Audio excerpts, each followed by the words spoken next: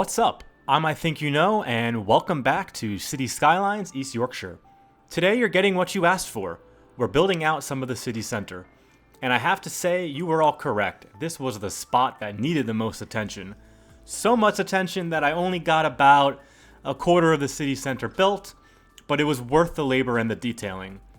I ended up first putting effort into the school area I had mentioned in a previous video. Go check those out if you haven't already. And ended up fitting quite a lot into a small space. After that, I built out a weirdly bird-shaped park, completely unintentionally. Maybe you can tell from the thumbnail, depending on which picture I use for that. And finally, towards the end, we'll build out a few more blocks in that corner of the city.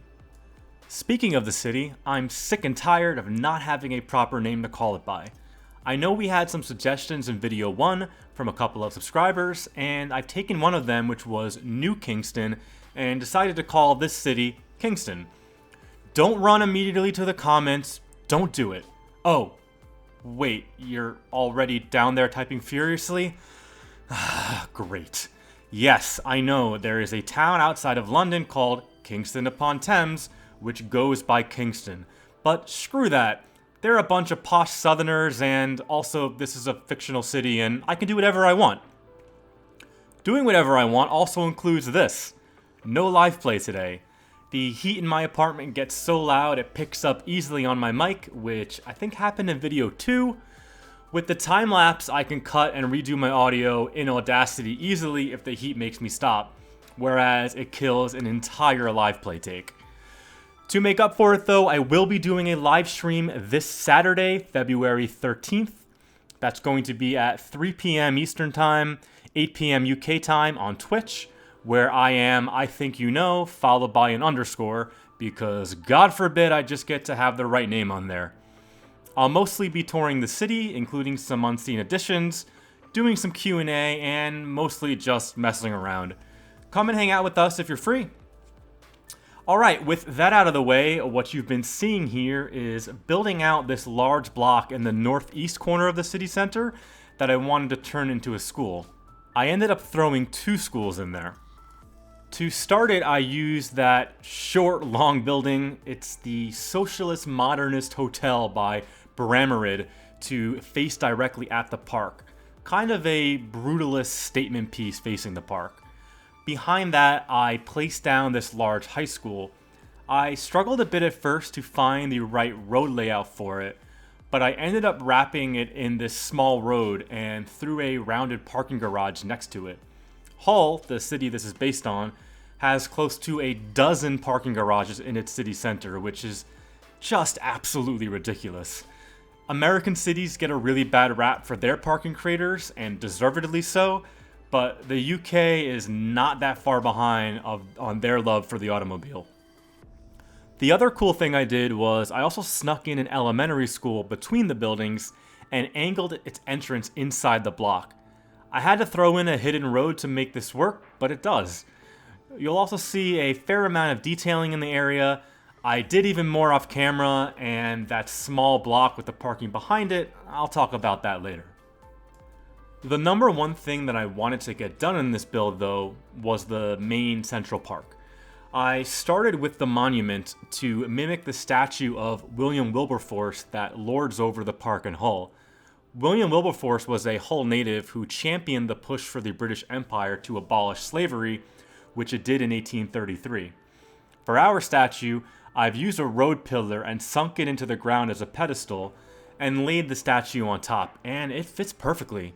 I figured the statue itself should sit at a kind of public plaza at the end of the park, but I first quickly started laying down some paths to build out the rest of the shape of the park. And we have to talk about the shape of that park. I already mentioned it was bird-shaped, but it's uncanny. In a few minutes I'll be detailing the beak section, and there's even a lake that looks a bit like an eye.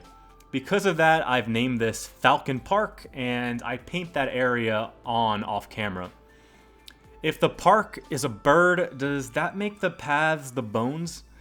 The path I've laid down here are concrete pad paths, and they're interesting because they come with a set of 2, 4, and 8 meter decals to fill in the gaps that show up when you connect the paths together.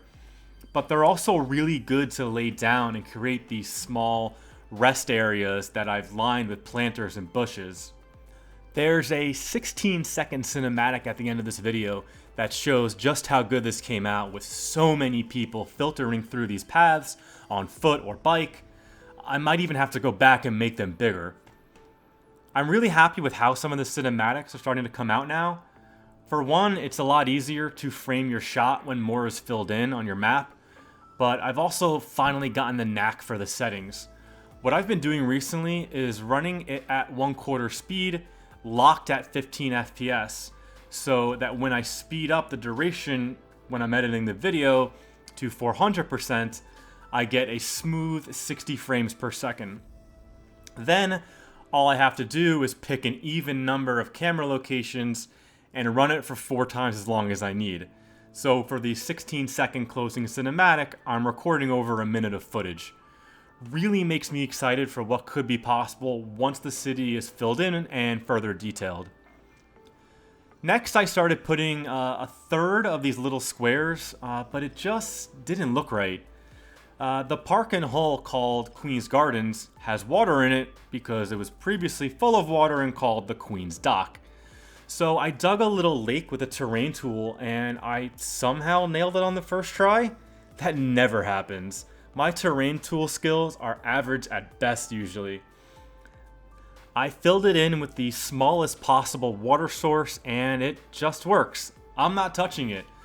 Well, I do a fair amount of detailing both inside and around the lake later, but the size is perfect. Overall, there was a bit of a dilemma for how I'd fully detail this park. On one hand, we really need a heavy amount of detail to make the park feel lived in and realistic, but also to some extent in real life, parks have large empty green spaces for people to play sports in, or enjoy the 10 days a year it's warm enough in Hull to just lounge outside and have a picnic. To solve this, we've kept the area around the lake and a variety of paths encircling it fairly detailed. Bushes and shrubs have been added around the paths, and the lake itself is clustered with brush. Later on, though, you'll see we throw some foliage inside the lake itself and finish detailing the path as well. Finally, to the main spine on the path network, I've thrown in some larger alder trees. My favorite part is how the statue just looks straight down the path. In Hull, there's often a push to move the statue back to its original location, closer to the opposite end of the park, but I think it looks just fine where it is.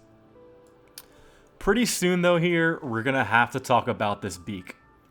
So my first thought was, more white tile. I liked the way it looked and I wanted to carry through that theme a bit. But also, Queen's Gardens in Hull has, well, gardens. And I wanted to put down some colorful flowers. After realizing the colors that were available to me, red, white, blue, and yellow, we took some large round planters and started to make designs in them. Then I had a thought about what patterns we could use, and here's what I ended up with.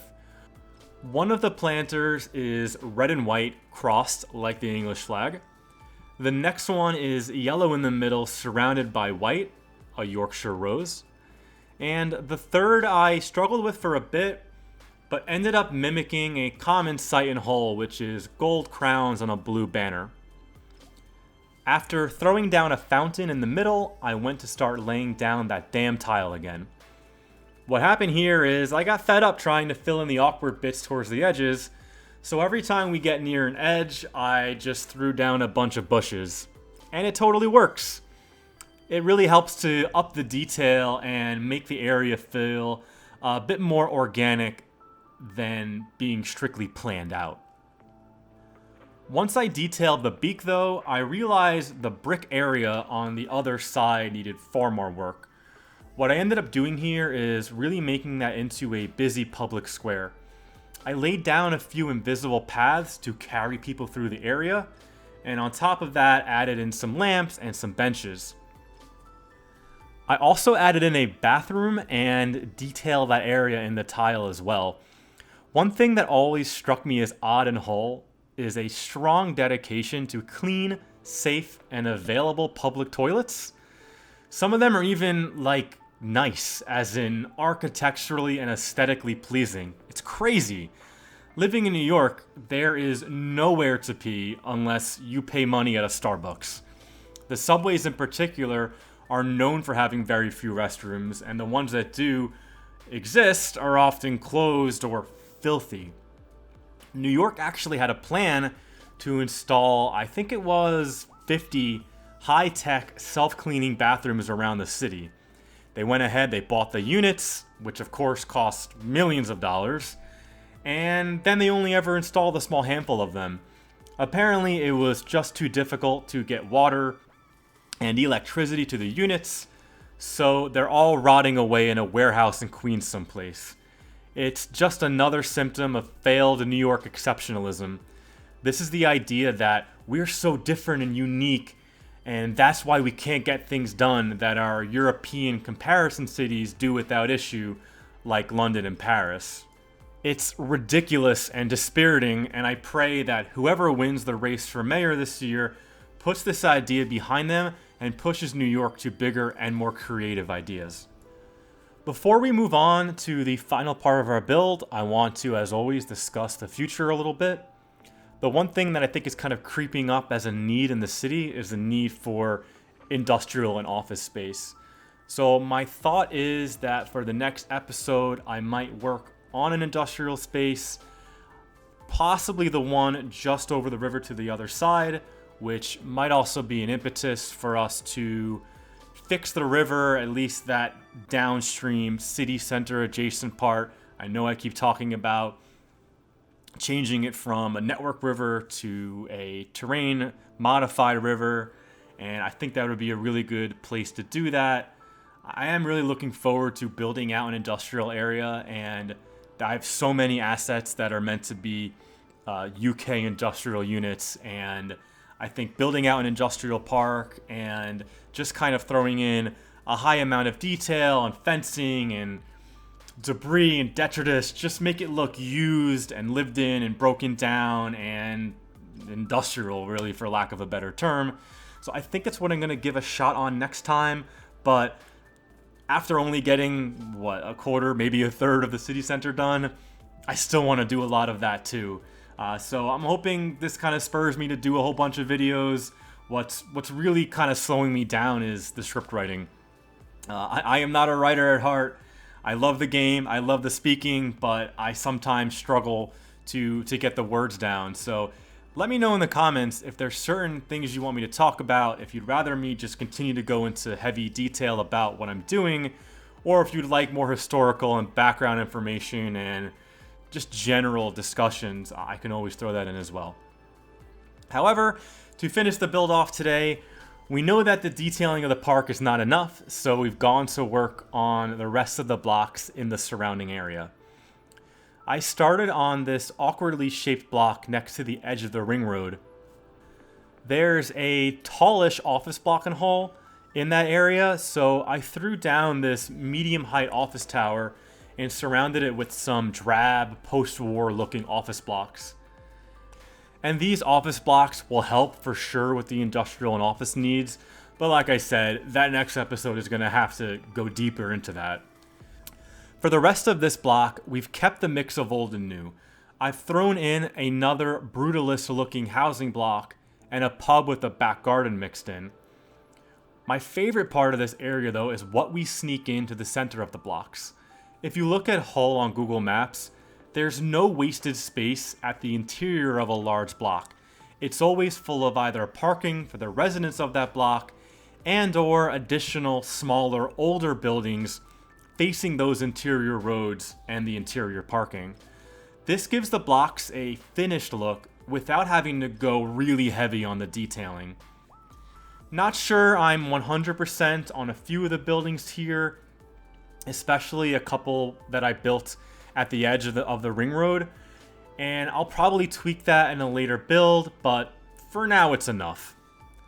On the last block I worked on around here was another one with some weird angles. Thankfully I found this 120 degree small building which not only filled in the weird angle, but with some light detailing behind it makes it blend into the parking lot behind it really well. And yes, again, more parking. Like I said earlier, surface level parking takes all the space, and I really like the look of this gated parking lot. At least the block was big enough to also fit in some interesting buildings around it.